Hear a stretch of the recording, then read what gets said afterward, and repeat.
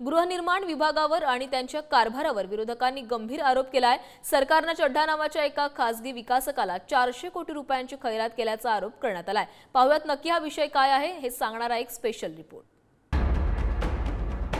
मुख्यमंत्री एकनाथ शिंदे यांच्या सरकारवर पुन्हा एकदा एक गंभीर आरोप करण्यात आलाय। चड्ढा नावाच्या एका खासगी विकासकावर एक दोन नव्हे तर तब्बल 400 कोटी रुपयांची खैरात केल्याचा आरोप करण्यात आलाय। गृह प्रकल्प न राबविलेल्या खासगी विकासकाला पंतप्रधान आवास योजनेच्या नावाखाली शासनाने बिनव्याजी 400 कोटी रुपये मंजूर केलेत।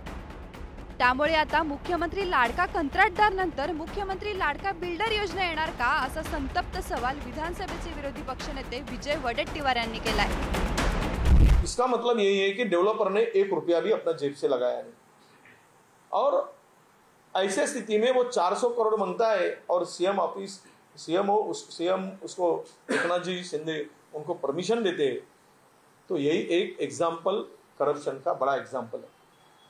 अब ये परसेंटेज में और टेंडर में लटकी हुई सरकार चाहे किसानों को देते वक्त इनके हाथ अकड़ते हैं और इन्होंने जो योजनाएं लाई, लाड़की बहन, लाड़का भाई, अब लाड़का कॉन्ट्रैक्टर कंत्राटदार, ये तीसरी योजना ये जल्दी लाएंगे ऐसा मुझे विश्वास लगता है।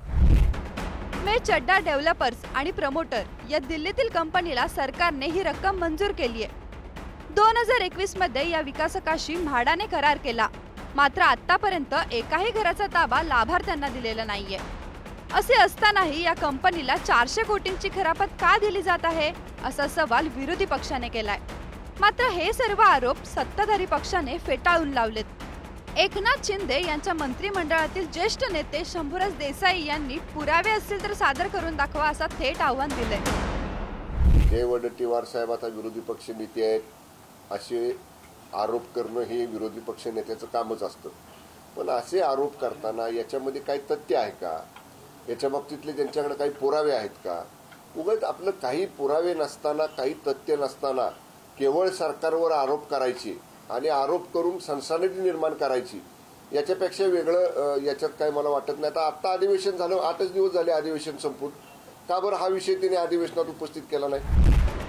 गृहनिर्माण विभागावर आणि त्यांच्या कारभारावर विरोधकांनी इतका गंभीर आरोप केला असून सुद्धा गृहनिर्माण विभागाने याबाबत अजून कुठलंही स्पष्टीकरण दिलेलं नाही।